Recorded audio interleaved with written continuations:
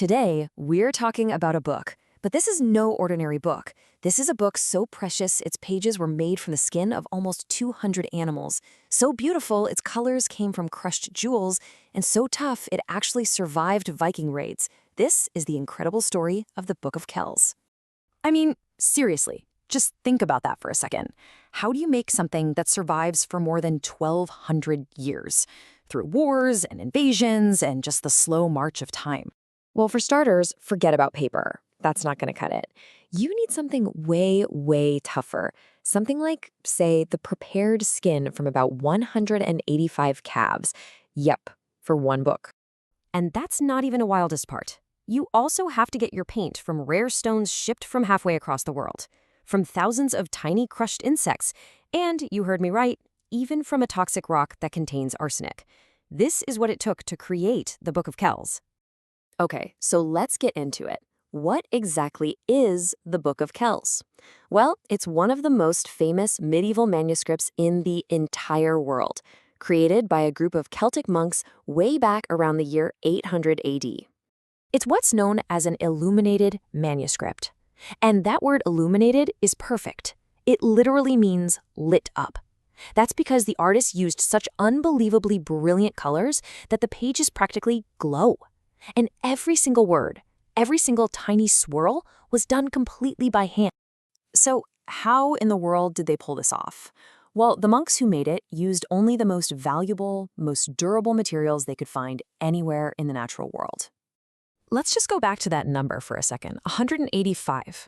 To a community back then, a herd of 185 calves was a massive fortune. And all of that wealth was poured into creating this one single book. And those pages, they're not paper. They're made from something called vellum, which is a very high-quality parchment made from calf skin. And the most important thing about vellum, it is incredibly strong. That durability is a huge reason the Book of Kells is still around for us to see today. And turning that calf skin into a page was a ton of work. I mean, it was a whole long process. First, the skin had to be cleaned, then it was stretched out super tight on a big wooden frame. After that, it was scraped over and over and over again until it was perfectly thin and smooth. Only then could it be cut into those large sheets ready for writing.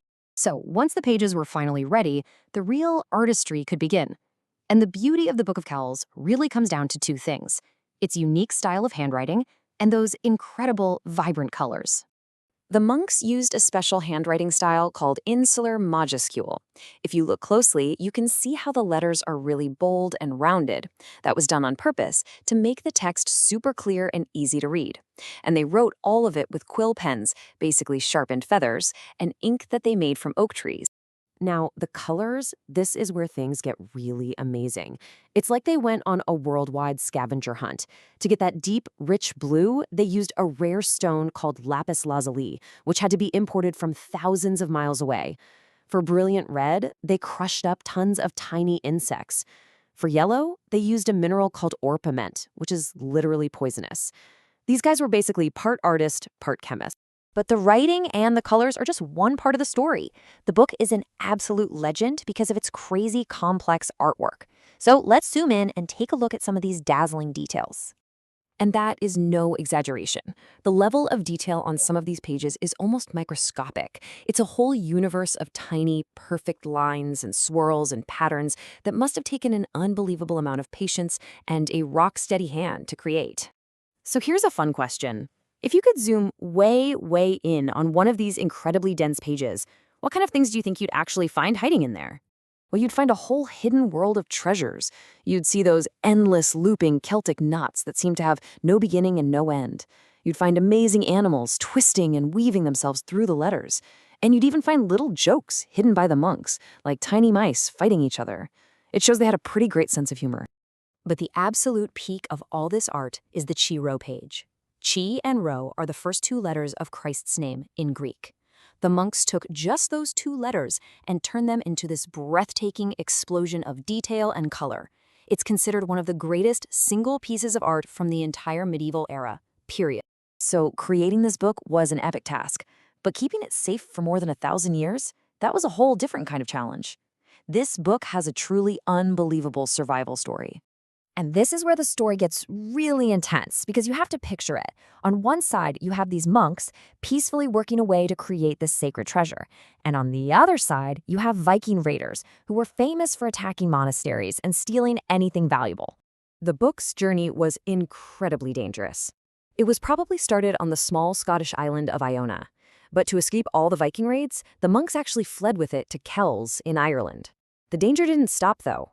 In the year 1006, the book was stolen right out of the church.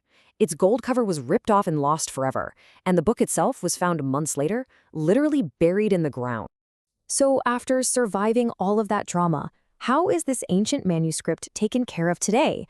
Well, now it's treated as Ireland's single greatest national treasure. As you'd expect, it's now protected by modern science. It lives in a climate-controlled room where the temperature and humidity are kept just right. To limit any damage from light, the page on display is turned regularly. And the best part is, the entire book has been scanned in super high resolution, so anyone, anywhere in the world, can go online and explore its secrets. When you really think about it, the Book of Kells is so much more than just an old book. It's a 1,200-year-old story of unbelievable artistic creativity, of incredible dedication, and just the sheer will to survive against all odds. And all of that leaves us with one final, pretty big question.